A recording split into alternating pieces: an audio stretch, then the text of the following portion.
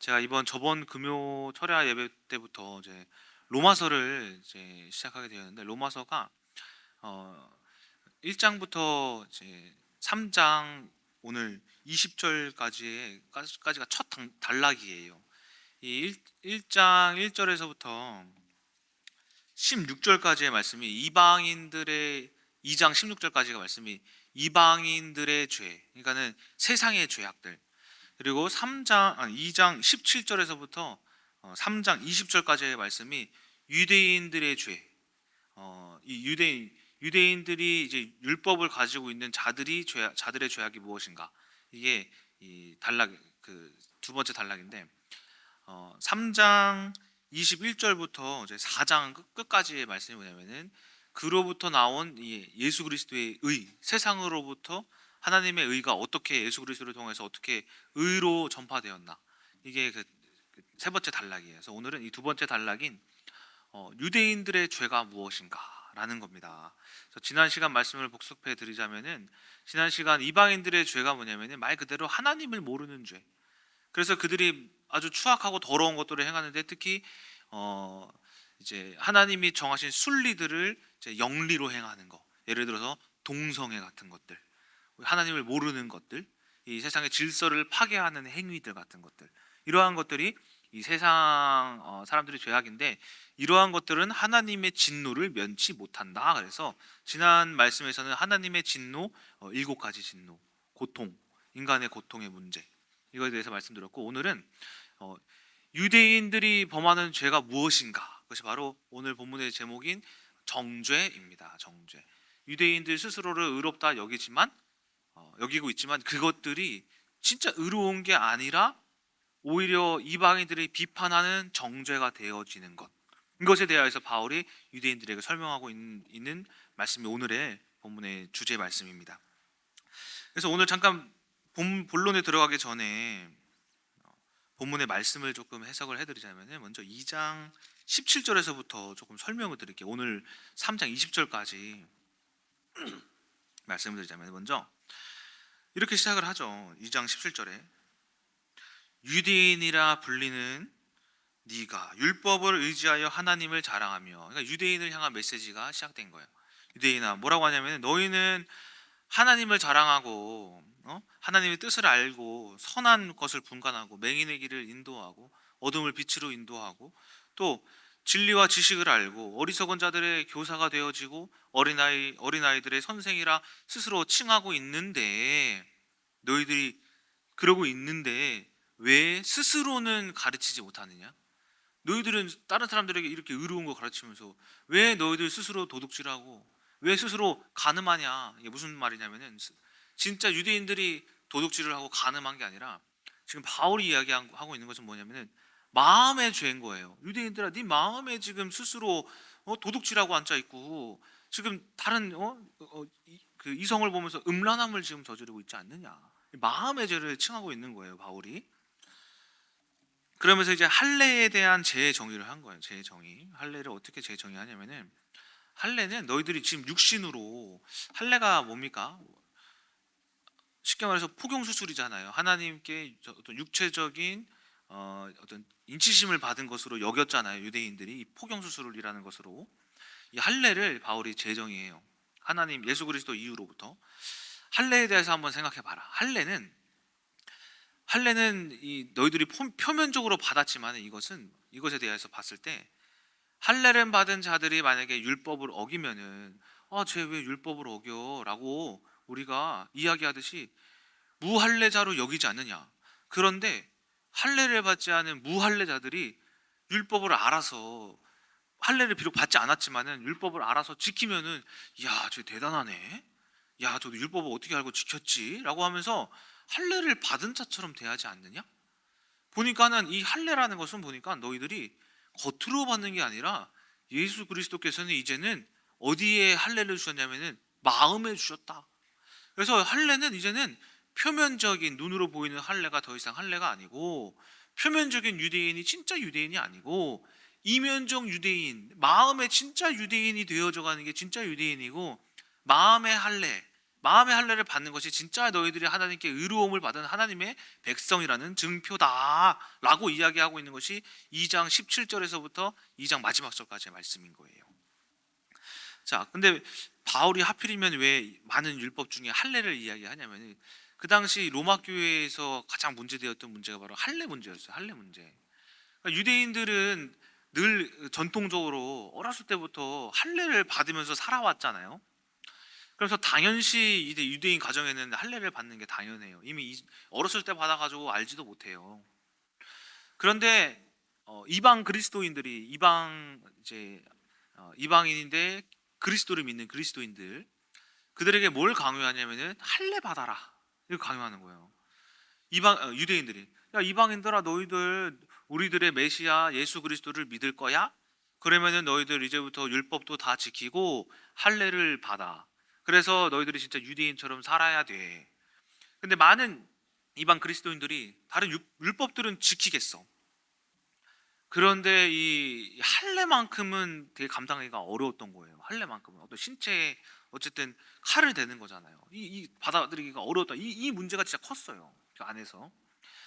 그래서 이방인들이 뭐라고 하냐면, 그래 다른 건 알겠는데 왜 할례를 굳이 받아야 되냐고. 할례 안 받은 자들도 역사가 일어나고 응답이 있는데 왜 굳이 이걸 받아야 되느냐 하면서 이게 다툼이 일어난 거예요. 그러니까 예를 들어서 이런 거예요. 지금 유대인들이 이방 그리스도인들에게 행하는 게 이런 거예요.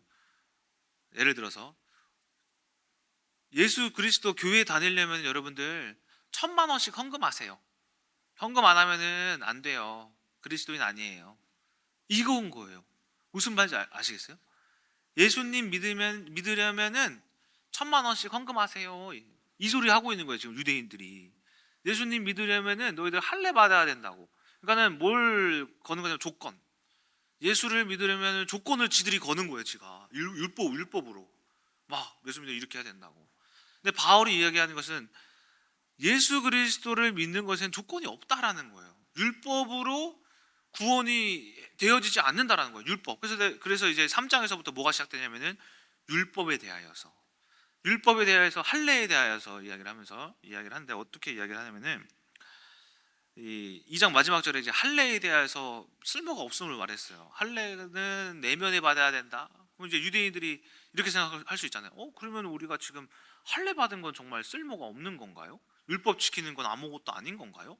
근데 바울이 그 의도를 알고 이렇게 이야기를 해요. 그것도 아니다. 율법을 지키는 것, 할례를 받는 거에 대해서도 유익한 점이 있다 하면서 두 가지를 이야기를 해요. 첫 번째가 할례의 이점, 율법의 이점. 첫 번째, 유대인들은 그 자체만으로도 하나님의 말씀을 가진 자로서 전하는 자가 될 수 있다. 유대인이 전통적으로 가지고 있던 게 어쨌든 이 역사라는 게 무시할 수 없거든. 전통이라는 걸 우리가 무시할 수 없거든요. 너희들이 그걸 가지고 있는 게 이점이다. 율법을 가지고 있는 게. 이것으로 하여금 그리스도가 하나님이 어떻게 창조하시고 어떤 하나님인지에 대해서 너희들이 말씀 전하는 자로서의 역할을 할 수 있다. 이것이 율법을 가진 자로서의 첫 번째 역할. 두 번째가 뭐냐면은 너희들의 그 역사 자체는 유대인들의 역사 자체는 증거다. 하나님께서 과거의 그 선진들로부터 어떻게 역사하셨는지 그 사건들 자체가 하나님이 살아계시다라는 것을 증거할 수 있는 증거다. 그래서 너희들이 받은 할례와 가진 율법은 쓸모없는 게 아니다. 이렇게 사용될 수 있다라고 이야기를 하는 거예요. 그런데 바울이 또 다른 말을 해요. 9절에 그렇다고 해서 너희들이 이방인들보다 나은 사람이냐? 그건 또 아니다. 이렇게 해요. 무슨 말이냐면은 오늘 그래서 읽은 본문의 말씀 10절에 뭐라고 이야기합니까? 의인은 없으되 하나도 없다 라고 하면서 이 세상의 모든 인간의 죄성에 대해서 이야기를 하고 있는 거예요. 오늘 읽은 본문의 말씀이. 그래서 하나님이 세상에 등장하셨는데도 아는 자가 없고 깨닫는 자도 없고 찾는 자도 없고 선을 행하는 자도 없고 오히려 서로 속이고 입에 독사의 이제 입술이 가득하여 서로 악한 저주의 말을 하고 또 파멸하고 평강을 모르고 감사할 줄 모르는 이 세상에 대해서 이야기하고 있는 거예요. 그러면서 19절에서부터 20절에 그렇다면 율법의 진짜 의도가 뭐냐면은 율법을 지켰다고 해가지고 하나님께로부터 의롭다 칭함받을 수 없다. 하나님 저 예배 잘 드렸어요. 의롭죠? 아니다라는 거예요. 하나님 저 11조 드렸어요. 하나님 저 헌금했어요. 의롭죠? 아니다라는 거예요. 이 율법은 뭐냐면은 죄를 알게 해주는 것뿐이다라는 거예요. 죄가 뭔지 우리가 모르잖아요. 그렇죠? 죄는 이것이다. 그래서 이거를 하지 말아라. 하나님께 영광 돌리는 것은 이거다라고 하면서 죄가 무엇인지, 하나님께 드리는 예배가 무엇인지라는 그런 하나님께 드리는 것이 무엇인지에 대한 그 지식만 이야기하고 있는 것이 율법인 거예요. 그래서 이 율법 안에는 이 율법 아래에 있는 자들은 어떠한 자도 구원받을 자가 없다라는 거예요. 왜? 그건 죄만 알려줄 뿐 구원의 능력이 없으니까. 구원의 능력은 예수 그리스도밖에 없으니까 율법 안에는 없다라는 거예요. 이것이 바로 이제 바울이 이야기하고 있는 이 율법의 의의예요. 지금 바울이 오늘 2장 17절에서부터 3장 20절까지 말하고자 하는 의도가 뭐냐면은 너희들도 의롭지 않으니 이방인들을 정죄하지 말아라 라는 것이 이 핵심 주제다라는 거예요. 그래서 오늘은 이 정죄에 대하여서 한번 말씀을 드리고자 합니다. 정죄는 한자어로 정할 정, 허물죄라고 라는 이제 한자어를 가지고 뜻은 법조문에서 논한 죄와 같은 죄, 어디 정해져 있는 어디 써 있는 죄가 죄를 가지고 이 사람을 판단하는 게 정죄인 거예요. 야, 너 저 여기에 죄라고 써 있어. 그럼 너 죄인이야? 라고 이야기하는 게 정죄다라는 거예요. 헬라어로 카타크리마라고 해요. 카타크리마라고 해서 뜻이 유죄다, 죄가 있다. 선고하는 거, 죄가 있다. 그리고 처벌, 이 죄가 있음으로써 너는 벌 받아야 된다. 이게 바로 이제 카타크리마, 정죄라고 이야기를 합니다. 즉 한마디로 죄가 있다고 공시적으로 선언한다라는 의미를 가지고 있어요. 자, 그러니까는 정죄라는 것은 이제 쉽게 말해서 제가 우리 앞에 친구들을 예를 들어서 미안한데 우리 예성이 보고 야, 너 틀렸어. 너 틀렸다고 예성아. 함사무엘 너 잘못됐어. 너 잘못됐다고. 얼굴이 잘못됐어. 그러니까는 바로 정죄를 하는 거야. 그러니까는 너 누구 틀렸어요. 집사님 잘못했어요. 집사님 틀렸어요. 라고 내가 판단하는 거예요. 내가 생각으로 뭐 하냐면 직접 솔직히 말하진 않죠. 근데 속으로 어떻게 생각해요? 저 집사님 틀렸네. 뭐 글러먹었네. 응답받긴 틀렸어. 저 사람 아니야. 저 사람 잘못됐어. 마음으로 생각하잖아요. 이게 뭐냐면은 정죄인 거예요. 누가 어떤 장로님이 막 이렇게 하시는데 내가 봤을 땐 저 장로님 같지 않아. 어떤 목사님이 뭐 이렇게 하는데 저거 목사님이 목사 같지가 않아. 집사님이 집사 같지가 않고 저 청년은 뭐 교회를 뭐 한 10년 20년 다녔다니 청년이 뭐 저게 무슨 세상 사람이랑 똑같아. 다 틀렸어. 이런 생각이 다 뭐냐면은 정죄인 거예요. 내가 뭐 한 거냐면 이 사람을 유죄에 선고한 거예요. 판결낸 거예요. 얘 틀렸고 쟤 틀렸고. 이게 정죄인 거예요. 무슨 말인지 이해가 되시죠? 그런데 이 정죄라는 것의 시작이 어떤 것에서부터 시작되냐면은 높아진 마음으로부터 시작해요. 교만으로부터 정죄함이 나와요. 그러니까 내가 얘보다 더 나은 사람이야 라는 그 인식으로부터 정죄함이 시작된 거예요. 저도 저를 봤을 때 저도 정죄함이 있거든요. 누구를 가장 많이 정죄하냐면은 제가 뭐 유명한 목사님도 있잖아요. 뭐 이찬수 목사님, 뭐 우리 이경 정죄 안 해요. 누구를 정죄하는지 아세요?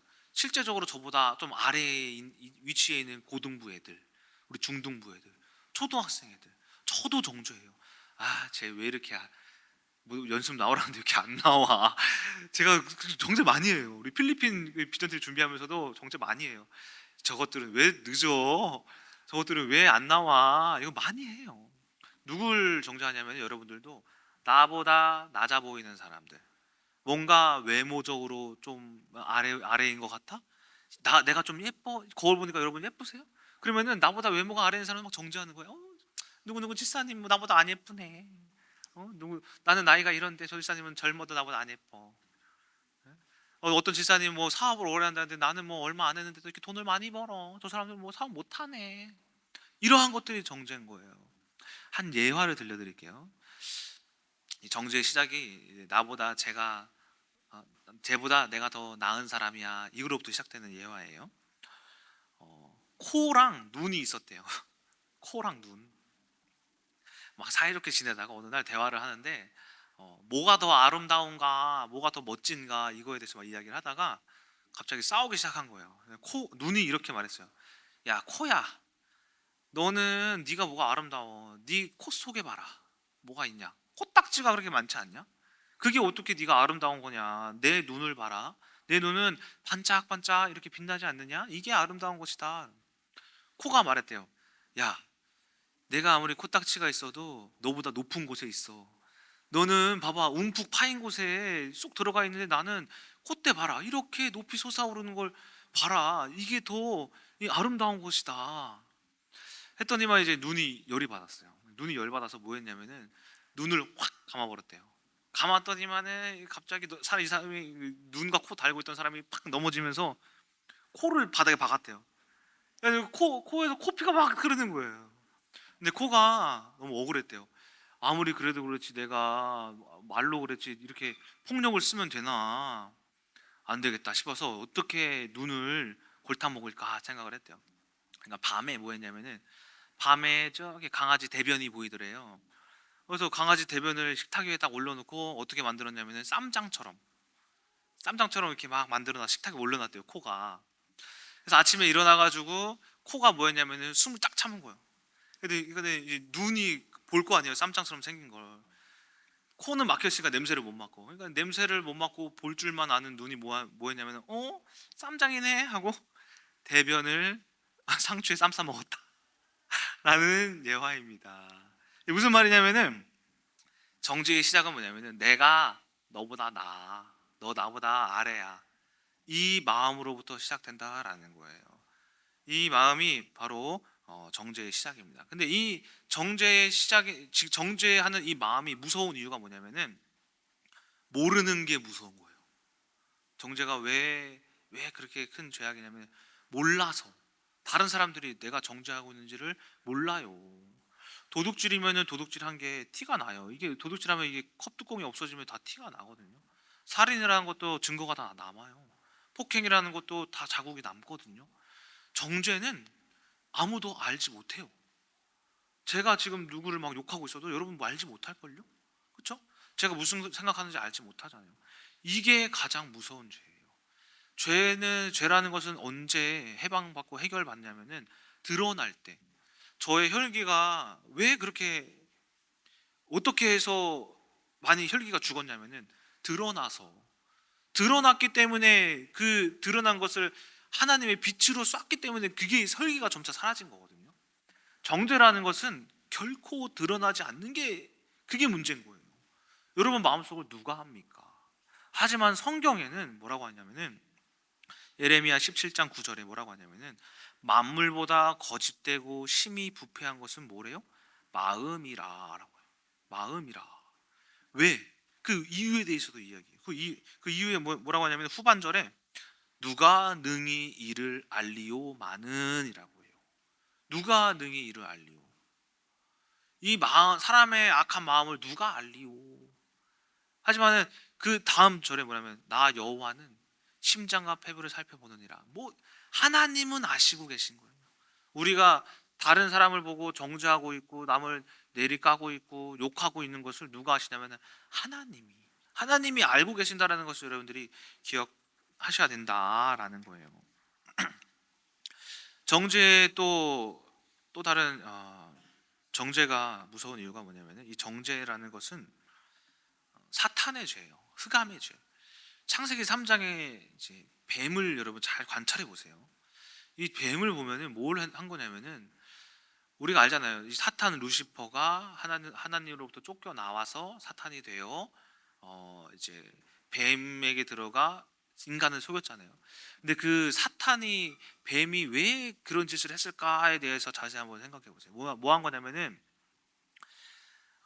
정죄한 거예요. 정죄라는 것에 대해서 조금 설명을 드리자면은 이 프리드리히 니체 아시죠? 독일의 철학자거든요. 이 철학자가 이런 이야기를 해요. 인간은 인생을 살다가 보면 니힐리즘에 빠진다라고 해요. 니힐리즘. 니힐이라는 의미가 단어의 뜻이 뭐냐면은 허무함이에요. 허무함, 공허해요. 니힐 라틴어예요. 라틴어. 니힐리즘에 빠진대요. 인간은 어느 순간 허무하다, 아휴 공허하다 이런 시간이 있대요. 네, 그 시간이 두 가지 경우에 찾아온대요. 첫 번째가 뭐냐면은 많은 업적을 이뤘을 때, 할 게 없을 때, 성공한 사람들이 이런 니힐리즘에 빠진대요. 많은 업적을 이루니까 뭐 하지 이제? 뭐 할까? 내가 뭘 또 이루어야 될까? 할 게 뭐지? 다 하고 나니까 허무하다. 돈도 많고 내가 가지고 싶은 집도 다 있고 차도 다 있으니까 허무한 거예요. 니힐리즘에 빠지는 거예요. 자, 그리고 또 두 번째는 아무것도 없을 때 빠진대요. 이룬 것도 없고 가족도 없고 뭐 친구도 없고 지식도 없고 학력도 없고 실력도 없고 아무것도 없을 때 뭐 하냐면은 허무하대요. 아, 내가 인생 헛되이 살았네. 내가 인생을 왜 이렇게 살았지? 친구도 없네. 결혼도 왜 못했지? 아무것도 없을 때 허무한 거예요. 허무하다. 인생 허무하네. 없네, 아무것도 남는 게. 이렇게 살아왔어도. 그때 니힐리즘, 그러니까는 허무주의라고 해요. 빠진대요. 근데 프리드리히 니체가 뭐라고 하냐면은 인간의 이 니힐리즘은 사람의 속성, 인간의 속성, 권력량이라는 것으로 이긴다래요. 권력량이라는 것으로 회복한다라고 해요. 이게 무슨 말이냐면 이해가 안 될 수도 있어요. 잘 들어보세요. 제가 설명을 잘해야 되는데 권력량이 뭐냐면은 남들에게 없는 나만의 생각, 나만의 힘이래요. 남들은 알지 못하는 나만의 힘. 이 권력량을 어떻게 회복하냐면은 아무것도 없는 허무주의에 빠져요. 교회 오니까 허무해 아무것도 없어. 근데 주변 사람들을 보니까 함사모여를 보니까 쟤는 나보다 더 없는 것 같은 거예요. 쟤는 나보다 더 없는 사람이지. 나보다 더 친구가 없고 나보다 더 못생겼지. 그래. 난 얘보단 나아. 이걸로 채운대요. 이게 권력량이래요. 내가 조금이라도 얘보다 나은 걸로 이 사람을 낮추고 나는 채용받는 거래요. 이게 인간의 권력량이래요. 내가 보니까 찬영이 보니까 찬영이 나보다 키도 작고 나보다 힘도 약해. 그래, 나는 뭐 찬영이보다 나으니까 괜찮은 거야. 이게 권력량인 거예요. 근데 이게 권력량이지만은 프리드리히 니체가 권력량이라고 말하지만 이게 뭐예요? 정죄거든요. 정죄. 예를 들어서 또 이런 거예요. 이제 어떤 청년이 결혼을 못 하고 이렇게 있어. 결혼 못 하면서 막 자책에 빠져요. 나 결혼도 못 했고, 나이가 이렇게 막 마흔 먹도록 왜 이런 인생을 살았을까 하는 거예요. 근데 보니까는 이바울 목사님이 설교 시간에 자꾸 결혼하면서 싸우는 걸 얘기해. 보니까는 이 청년이 보고 그래, 목사님도 못 이기는 결혼을 내가 왜 하냐. 목사님을 보니까 오히려 힘이 난다.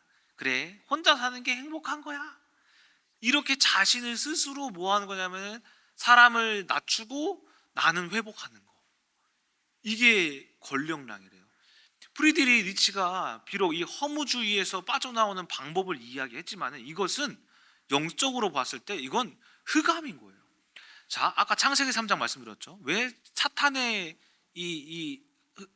창세기 3장에 인간을 속인 것이 권력량이라고 이야기하냐면은 보세요. 흑암이 하나님으로부터 쫓겨났어요. 어떨까요? 아무것도 없는 허무주의에 빠진 거예요. 내 존재가 뭐지? 난 어떤 존재지? 보니까는 하나님이 만드신 게 있는 거예요. 근데 나는 사탄은 하나님보다 높아지고 싶어. 그럼 뭐 해야 돼? 하나님을 낮춰야 돼. 근데 내가 봤을 때 낮출 게 없어. 뭐 한 거냐면은 자기 자신이 회복하기 위해서 하나님의 피조물인 인간을 속인 거예요. 내가 하나님보다 뛰어나다라는 것을 억지로 강제로 속임으로써 내가 하나님 만드신 거 보십시오. 내가 속였습니다 하면서 내가 하나님보다 나아 라는 생각으로 뭐 한 거냐면은 하나님을 정죄한 거예요. 그래서 이 정죄라는 것은 무슨 죄라고도 할 수 있냐면은 사탄의 죄인 거예요. 이 사탄의 죄가 뭐냐면은 바로 정죄인 거예요.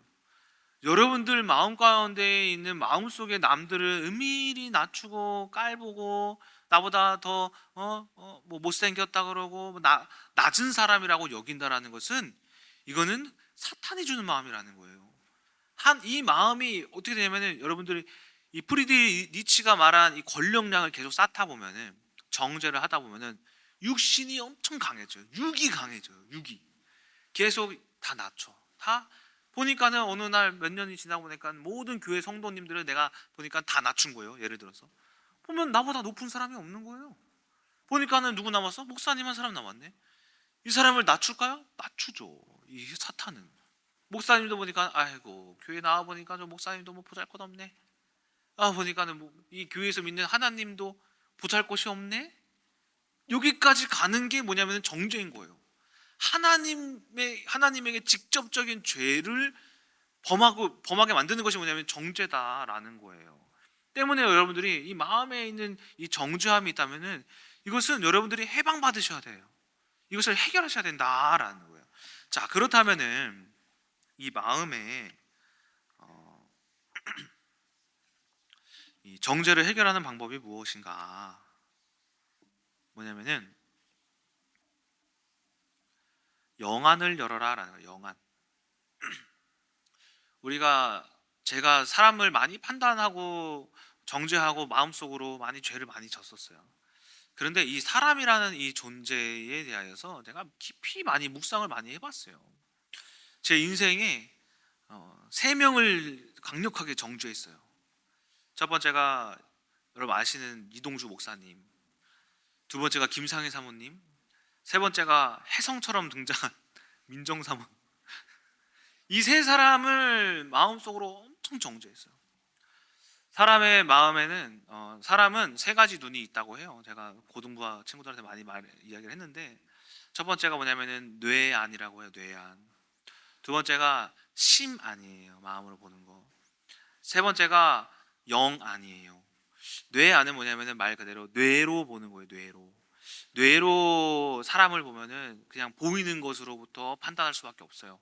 외모, 뭐 학력, 학벌, 그냥 이 사람이 가지고 있는 거 그대로 안 됐네. 심한은 뭐냐면은 그래도 마음속으로는 여겨요. 그래도 이 사람 같이 일하러 왔으니까 뭐 받아주긴 해야지. 그래도 못하는 인간이긴 하지. 영화는 뭐냐면은 그 외에 새로운 걸 보는 거예요. 이 사람이 이 학력도 이상하고 불쌍해가지고 내가 받아줬는데 알고 보니까 이 사람이 대단한 게 있네. 이게 뭐냐면 영안인 거예요. 영안. 내가 생각지도 못하고 마음으로 얻지도 못한 영적으로 얻어지는 거, 이게 영안이거든요.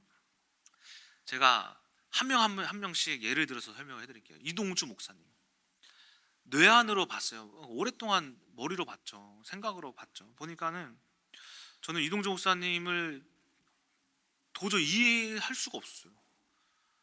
말이 너무 직설적인 거예요. 말을 하는데 저한테 이야기를 하더라도 야 너 그냥 못해, 그러고 가버려요. 야 너 잘못했어, 그리고 가버리는 거예요. 저는 왜 그러지? 왜 이렇게 사람이 직설적이지? 왜 이렇게 나한테 상처를 주지? 저 사람은 글러먹었다. 저 사람은 어떤 영혼도 구원 못하겠다. 이게 뭐냐면 뇌안으로 보는 이동주 목사님의 시선인 거예요. 제가. 근데 이동주 목사님은 어떻게 보기 시작했냐면은, 좀 시간이 지나서 심한으로 보기 시작한 거예요. 심한은 뭐냐면은 그 사람을 조금 이해하기 시작하는 거예요. 그래도 이동주 목사님이 나한테 직설적으로 이야기하는 거에 대하여서 악한 의도는 없지. 나보고 뭐 진짜 잘못되라고 하는 건 아니지. 그냥 그 사람이 말이 그런 것 뿐이지. 그런데 뭐가 안 되냐면은 받아들이지가 않는 거예요. 마음속으로. 그래도 나는 이동주 목사님이랑 같이 뭘 하기가 싫어. 이동주 목사님이랑 어떻게 뭘 같이 하면 힘들 것 같아. 이게 심한인 거예요. 심한은 한계가 있어요. 한계. 그런데 영화는 뭐냐면은, 영화는 뭘 보는 거냐면은 이동주 목사님이 이야기하고 있는 이 말이 그 사람의 말 속에 하나님의 음성이 있네. 이바울 너 이거 틀렸어 하면은 뭐 내가 또 틀렸어가 아니라 하나님이 나 틀렸다고 말씀하시는 거구나. 이게 영안인 거예요. 하나님께서 이동주 목사님을 통해서 나한테 말씀하시는 거구나. 어떤 장로님이 저한테 갑자기 이발 목사님 뭐 이렇게 저렇게 하세요. 막 이렇게 막 세게 말할 때가 한 명 있었죠. 어떤 장로님이. 근데 제가 처음에 장로님은 왜 내 편이 안 되어 주시고 왜 나한테 나무라셔? 나도 일부러 그런 게 아닌데 하는데 영안으로 생각하니까 무슨 마음이 되면 하나님의 음성이구나. 장로님의 말씀이 하나님의 음성이구나. 이동주 목사님의 이야기가 하나님의 음성으로 들었을 때 내가 이 사람을 뭘로 보는 거야? 하나님으로. 또 이 사람이 아무리 나한테 악한 말을 했더라도 뭘로 보는 거예요? 흑암으로. 흑암이 이 사람을 속이고 있구나. 이 영화는 뭐냐면은 이 흑암과 하나님을 동시에 보는 거예요. 이 사람으로부터 나에게 말씀하시는 하나님의 음성, 이 사람을 속이는 이 흑암의 정체, 그게 영안인 거예요. 정죄함은 우리가 이 뇌안과 심한으로 보기 때문에 정죄하는 거거든요. 영안으로 봤을 때 이 사람이 얼마나 존귀해 보이는지 몰라요. 그리고 그 영안이 열렸을 때 뭐가 되어졌냐면 이동주 목사님 관계가 해결됐어요. 동주 목사님 무슨 말 하더? 네, 알겠습니다. 네, 그렇게 하겠습니다. 되게 그렇게 되어지기 시작한 거예요. 자, 김상희 사모님, 우리 저기 유아실에 계신 사모님 뇌안으로 봐요.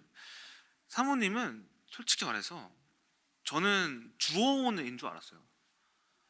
진짜 부모님은 이렇게 안 할 텐데 우리 진짜 어머니 어디 계시지? 진짜 어머니 어디 계시지? 집안에 막 서류를 막 찾아봤어요. 나 입양해 온 거 아니야? 나도? 우리 애들 입양했잖아요. 나도 입양해 온 거 같은 거예요. 왜냐면은 사모님이 저희를 대하는 이 양육 방식이 일진이에요. 일진, 학교 일진. 집에 오면은 그냥 멸 받아가지고 야, 너희들 왜 그랬어? 그냥 뭘 아무것도 안 했는데 왜 그랬니요? 그리고 막 후죽여 패고 막 욕하고 막 강제적으로 기도 막 시고 야, 방언해야 돼. 기도해. 등 막 후두려 패면서 기도해 이 마을. 성경 막 50장씩 읽어. 예? 금식기도 오늘부터 3일. 예? 갑자기요? 예? 쫄쫄 굶고 빵 먹다 걸렸어요. 또. 일진이었어요. 집안의 일진. 목사님도 아무것도 못해요. 눈으로 봤을 땐 뭐냐면은 내 진짜 부모님이 아니다. 이렇게 보이기 시작한 거예요. 심한으로 봤어요. 사모님은 심한으로 보니까는 사모님이 조금 불쌍해 보여요. 왜냐면은 사모님이 어느 날 제가 대학교 때 심한이 열렸어요. 사모님이 어느 날 대학교 방학 때 이바울 너는 방학 때 할 거 없으면은 나 사역 따라다니라고 해가지고 몇 번 따라다녔어요. 한 3-4번 정도 따라간 적이 있어요. 근데 그때 사모님이 무슨 말씀하셨냐면은 자기 과거 얘기를 하셨어요. 내가 어렸을 적에 아버지 여의고 아버지 막 초등학교 때 막 구름 타고 막 갑자기 오고 막 이런 거 이상한 거 귀신 보고 뭐 이모 자기 언니 막 신내림 받고 오빠 하반신 마비되고 떡집 방앗간 망하고 막 휠체어도 없어갖고 리어카 타고 다니고 뭐 이걸 듣는데 제가 어머 우리 어머니 불쌍하다 이 마음이 열린 거예요. 심한 불쌍하다. 근데 뭐가 안 되냐면은 불쌍한데 우리한테는 그렇게 하지 말아야지. 그래 엄마 불쌍해. 근데 적어도 우리한테는 그러면 그렇게 하지 말아야지. 이렇게 되는 거예요. 심한은 마음은 국률이 여겨. 근데 이해가 그러니까 해석이 아니에요. 해석이. 영안이에요. 영안은 뭐냐면 제가 영안이 언제 열렸냐면은 영안도 열린 지 얼마 안 됐어요. 솔직히 결혼해서 열렸어요. 결혼해서 이 어머니에 대해서 깊이 묵상을 했을 때 그때 열렸어요. 영안으로 생각해봤어요. 어머니가 보니까는 불쌍한 걸 뛰어넘어서 눈물이 나요. 우리 어머니도 이런 가정을 사셨구나. 저는 우리 어머니가 이 가정 때 신혼 초 때 그렇게 아버지랑 힘드셨다는데요. 어머니는 어떻게 이기셨지? 아버지는 어떻게 이기셨지? 이걸 뭘 묵상하는데 아버지는 이게 해석이 되는데 어머니에 대해서 뭐하는 눈물이 막 나는 거예요. 아이고 우리 어머니는 정신병 걸리지 않은 게 그게 축복이구나. 이건 정신병 걸려도 이상할 바 없는 환경에서 자라왔는데 이거 하나님이 역사하시는 거예요. 어머니가 원하신 바 나를 왜 그렇게 때리고 좁혀가면서 막 일진처럼 양육하셨냐? 우리 어머니의 가정, 어머니의 아들도 우리도 어머니 이 가족과 같이 흑암에게 속지 말라고 그렇게 그 악한 흑암의 존재를 알라고 이렇게 양육하셨던 거구나. 오히려 감사했어요. 아이고 감사합니다 어머니. 저 패서 제가 이 짓을 깨달아요. 안 팼으면 깨닫지도 못했어요. 제가 제가 어머니로부터 이제 이 영안이 열렸어요. 아, 어머니가 이렇게 하셨기 때문에 열렸구나. 자, 그래서 그때부터 이제 어머니를 묵상하면서 영안이 열리면서 어머니가 그때 해석이 된 거예요. 그게 얼마 안 됐어요. 저도 결혼해서 열렸어요. 결혼해서. 자, 그래서 이처럼 여러분들이 이 사람을 볼 때 영안으로 보시는 거예요. 내가 이 사람은 국률이 불쌍해. 근데 이해는 못 하잖아요. 영안은 그걸 뛰어넘어서 이 사람으로부터 왜 하나님이 왜 그런 일을 하셨는지에 대한 하나님의 계획, 하나님의 시간을 보는 거예요. 이게 영안인 거예요. 마지막 민정사모. 제가 민정사모를 이제 뇌안으로 봤어요. 맨 처음에 뇌안으로 봤죠. 저는 세상에 이런 종류의 사람을 본 적이 없어요. 겪어보지 못한 사람이요. 왜냐면은 결혼을 했는데 밥을 할 줄 몰라요. 쌀을 어떻게 씻네요, 저보고. 수세미로 씻어야 되나? 거기까지 좀 오바고 쌀을 씻지 몰라요. 운전면허가 있대요. 있는데 저보고 하는 말이 오빠가 운전 다 해줘야 돼. 여보 운전면허 있잖아. 아니 나 못해. 오빠가 다 해줘. 제가 다 해줘야 된대요. 설거지도 다 해줘야 돼. 무거운 것도 내가 다 들어야 돼. 그냥 제가 다 해야 되는 거예요. 결혼을 했는데 분명 결혼했는데 노비가 된 것 같아요.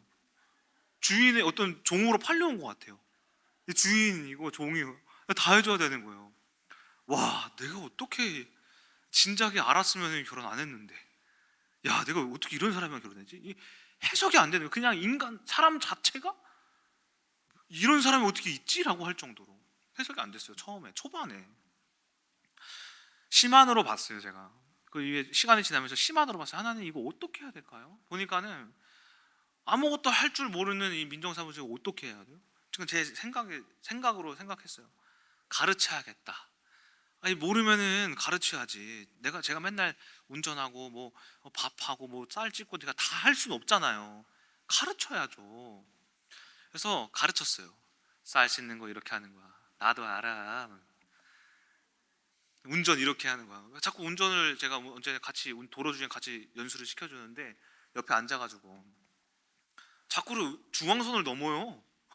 같이 죽자는 건가? 그러면서 하는 말이 오빠 차가 앞으로 안 가. 핸들 이러고 있으면서 야 네가 핸들을 이러고 잡고 있잖아. 이거 돌리라고.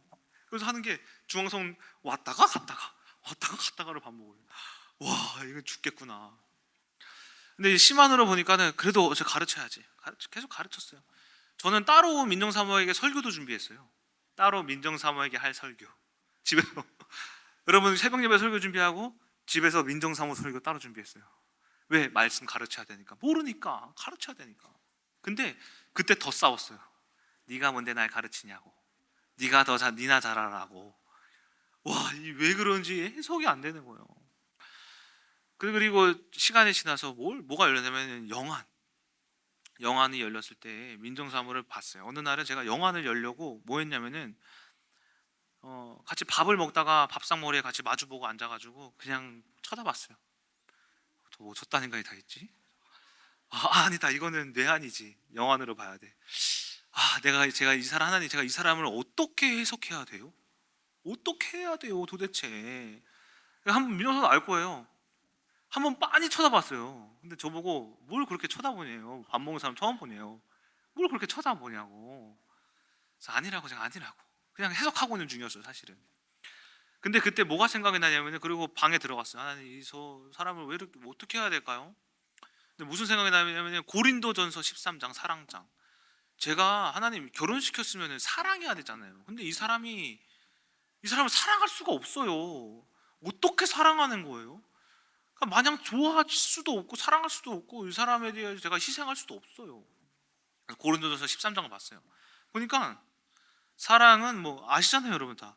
오래 참고 시기하지 않고 온유하고 자랑하지 않고 성내지 않고 교만하지 않고 무례히 행하지 않고 자기 유익을 구하지 않고 특히 이 말씀에서 제가 깨달았어요.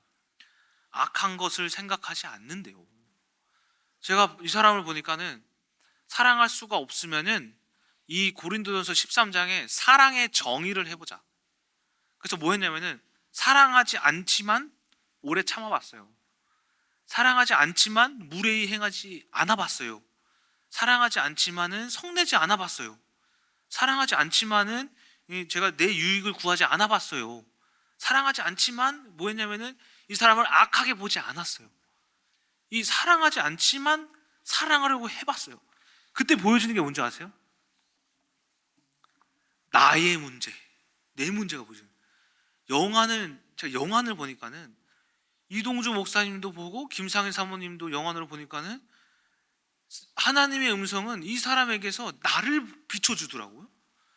영안이 열리니까는 이 사람에게서 영안은 이 사람의 문제를 해석하는 게 아니에요. 영안은 나의 죄를 해석하는 거예요. 민정사무를 보니까는 내가 잘못되었네? 내가 사랑하지 않았네? 이 자체가 잘못되었네. 내가 하나님의 이 말씀은 내가 가지고 남들에게 전하는 게 아니라 내가 되어진 것을 전하는 게 진정한 하나님의 말씀인데 내가 되어지지도 않았으면서 자꾸 민정사모를 너 돼야 돼 했던 게 잘못이었구나. 아이고 주님, 제가 깨달았습니다. 이 사람을 통해서 이 사람을 바꾸려는 게 아니라 저 바꾸시려고 하는 것이군요. 그거 깨달았어요. 영안이 그런 거예요. 그래서 제가 그때 했던 게 뭐냐면 죽어라. 로마서 6장 5절 말씀. 그때 했던 게 그거예요. 나 죽어라. 아무리 말을 해도 말씀을 해도 설교를 준비해도 안 되니까 그래, 나 바꿔보자. 나부터 사랑해보자. 그러던 어느 날 계속해서 이 사랑의 정의를 행하다 보니까는 어느 순간 저를 보니까 사랑해서 오래 참고 있고, 사랑해서 성내지 않고 있고, 사랑해서 이 사람 앞에 온유하게 대하고 있고, 사랑해서 제가 이 사람을 악하게 대하지 않는 게 되어지기 시작한 거예요. 어느 날 다시 민정사무를 식탁 앞에 앉히고 봤어요. 보니까 귀엽더라고요. 아무것도 못하는 게 귀엽더라고요. 힘도 없고 매가리도 없고 밥도 천천히 먹어가지고 맨날 저 기다리게 만드는데 그것도 사랑스럽더라고요. 이게 모든 게 다 괜찮아지더라고요. 분명 이 사람은 변한 게 없어요. 뭐가 변한 줄 아세요? 이 영화는 내가 변하는 거예요. 그러다 보니까 어떻게 된 줄 아세요? 가정이 평안하기 시작했어요. 그리고 뭐가 생겼냐면은 자녀가 생겼어요. 그때 생긴 거예요. 자녀가. 하나님께서 내가 영안을 열어서 이 사람을 정죄하지 않고 영안을 열어서 내 죄를 파악해가지고 나 깨닫고 있으니까는 그때 그 자녀에 대한 해석들도 아이들 고등부로 해석이 되고 민정사무도 자기 아이들로 해석이 되면서 조회가 생겼어요. 그리고 또 어떻게 된 줄 아세요? 이번에 둘째 생겼어요. 이번에 사랑하게 영안으로 해석되다 보니까는 뭐가 생겼냐면은 둘째가 생긴 거예요. 지금 5주 됐대요. 5주. 어저께 새벽 예배 때도 말씀드렸는데 5주 된 거예요. 근데 제가 이것도 한 사건이죠. 이거는 그냥 잡담인데 뭐냐면은 이 사랑하는 거에 대하여서 그 민정사무가 이번 주 월요일 날 산부인과 갔다니까 4주 뭐 3일인가 됐대요. 그래서 3일 좀 수요일인가 그때 카페에 제가 갔어요. 은혜 지사님이 오늘 와플을 오늘부터 게시한대요. 그래서 뭐 바울 목사님 와플 드셔보실래요? 가지고 제가 당연히 공짜인데 좋죠 해가지고 먹었죠. 먹는데 막 이상한 맛이 나는 거예요. 와플이. 그래서 아씨 왜 이렇게 비려? 아우 헛구역질 나. 은혜 지사님 이상하다고 드셔보시라고. 그래 은혜 지사님이 미식가거든요. 먹는 거 되게 잘 먹어요. 딱 먹더니만은 아무 문제 없는데요. 드보라가 있는데 드보라도 먹으면 드보라도 아무 문제가 없대요. 아 이상하다. 분명 이상한데. 공짜니까 그냥 다 먹었죠. 어쨌든 먹고 이제 성경 차량 운행을 갔다가 이렇게 왔는데 은혜 지사님이 이렇게 말하기를 바울 목사님 그거 그 입덧이래요. 그래서 뭔 소리냐고. 바울 목사님 남편 입덧이 있대요. 그래서 참 어이가 없었어요. 참, 그딴 게 어딨냐. 웃기지 마라. 우리 재성 지사님도 입덧했대요. 그랬어요? 유아 때 입덧을 했대요. 혹시 둘이 짜고 치는 건가 해서 제가 진짜 네이버에 쳐봤어요. 남편 입덧. 진짜 있는 거예요. 와 이게 뭐지? 보니까는 쿠바드 증후군이래요. 이게 보니까 남편이 이제 왜 입덧을 하냐면은 입덧이라고 이야기를 하는데 뭐냐면 어떤 정신 질환까지는 아니고 어떤 심리적 스트레스로 인한 그런 어떤 이 신체 반응이래요. 호르몬 변화와 스트레스로 인한 신체 반응이다. 그래서 두 가지 요인이 있는데 첫 번째가 스트레스, 두 번째가 뭐냐면은 그 인터넷에 떠도는 말인데 아내를 너무 사랑하면 입덧을 한 남편이 입덧을 한대요. 그래서 제가 생각을 해봤는데, 아, 내가 아내를 너무 사랑해서 진짜 입덧을 하는 건가? 그래서 민정사모한테 말했어요. 여보, 나 입덧하는 것 같아. 그랬더니 민정사모가 에이 진짜로?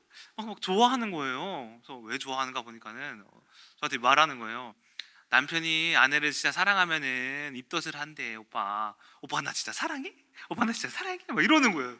그래서 제가 일단은 당연히 사랑하지, 사랑해서 입덧을 하는 거지 했는데, 스트레스성 같기도 하고 아니 근데 그렇게 말하면 안 되겠죠. 그래서 듣고 있어요. 그렇게 말하면 안 되겠지만은 사랑해서 입덧을 하는 게 아닐까 라고 결론을 지었어요. 무슨 말이냐면, 왜 이런 말씀을 드리냐면은, 이 정죄라는 것은 여러분들 흑암이 사랑하지 못하게 만드는 죄인 거예요. 하나님은 어떻게 응답을 주시냐면은 사람을 통해서 주세요. 저랑 예성이의 관계를 통해서 저의 응답을 예성이를 통해서 주시는 거예요. 예성이의 응답을 저를 통해서 주시는 거예요. 저에게 저랑 우리 최영 집사님을 통해서, 최영 집사님 관계가 좋아야지 최영 집사님을 통해서 응답을 제가 받는 거예요. 우리 최영 집사님도 저를 통해서 응답을 받는 거예요. 모든 사람들의 이 관계는 왜 하나님이 이 두 가지를 기억하라, 이웃 사랑, 하나님 사랑을 기억하라라고 하시냐면은, 하나님께서는 사람을 통해 응답하시니까. 어디 여러분 기도해서 응답받는 곳에서 하늘에서 돈이 뚝 떨어집니까? 갑자기 없던 집이 땅에서 솟아납니까? 뭐 어떻게 됩니까? 하나님이 응답하시는 길은 사람인 거예요. 사람 때문에 우리가 만약에 우리 청년을 제가 정죄한다면은 결코 이 하정 자매님으로부터 저에게 계획하신 하나님의 응답을 받을 수가 없는 거예요. 때문에 우리는 정죄하지 말아야 돼요. 때문에 이 정죄를 영적인 영안으로 해석함으로써 그 결과를 사랑으로서 받아들여야 하는 거예요. 그것이 하나님이 원하시는 이 그리스도인의 삶이다라는 것입니다. 결론입니다. 자, 오늘 로마서의 유대 그리스도인들은 이방 그리스도인들에 대해서 막 정죄를 합니다. 율법을 가져야 된다, 할례 받아야 된다. 하지만 바울은 이 할례와 율법에 대한 재정의를 하며 유대인들을 훈계합니다. 정죄하지 말아라, 너희들도 죄인이다라는 겁니다. 복음이라는 것은, 그리스도의 말씀이라는 것은 자유를 주는 것이에요. 우리를 이사야 51장에 보면, 55장에 보면은 하나님의 이 메시아는 뭘 해주시냐면은 억압된 자를 해방시켜 주신다 그래요. 우리가 남에 대해서 자유롭게 판단하고 비판하는 것은 결코 자유로움이 아니다라는 것을 여러분들이 기억하신다면, 여러분들이 생각하는 게 뭐 내 마음대로지 않냐? 결코 그것이 자유로운 게 아니라는 거예요. 그것은 흑암이, 여러분들 마태복음 10장이었나? 땅에서 매이면 하늘에서 매이고, 땅에서 풀리면 하늘에서 풀린다? 이건 사람과의 관계 이야기하는 거예요. 땅에서 이 사람과 매인 것은 하늘에서의 응답이 매인 거고, 땅에서 이 사람과 풀린 것은 하늘에서의 응답이 풀린 거예요. 여러분들이 이 자유롭다라는 것은, 해방받았다라는 것은 온전히 하나님과의 나의 그 길이 열린 게 해방된 거예요. 정죄라는 것은 그것을 닫아버리는 행위다라는 것을 여러분들이 기억하셔야 된다라는 것입니다. 로마서 8장 1절 2절 읽고 마치도록 하겠습니다. 그러므로 이제 그리스도 예수 안에 있는 자에게는 결코 정죄함이 없나니, 이는 그리스도 예수 안에 있는 생명의 성령의 법이 죄와 사망의 법에서 너를 해방하였음이니라.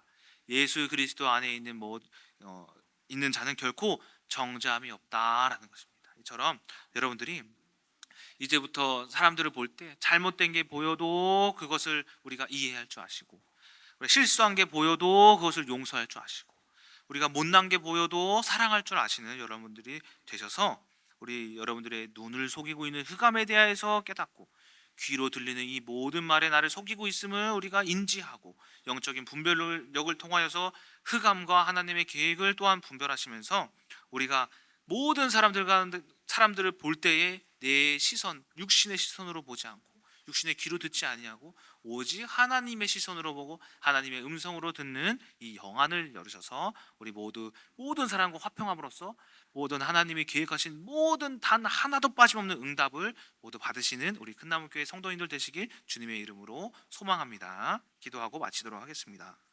하나님 아버지 감사합니다. 이렇게 우리는 정죄에 대하여서 이 사탄의 죄임을 우리가 깨닫고 나아갑니다.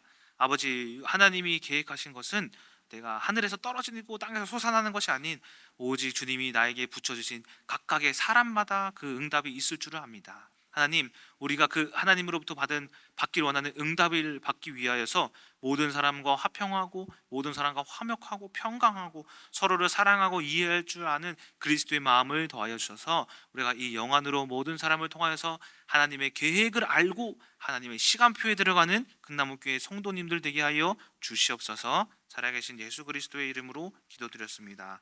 아멘.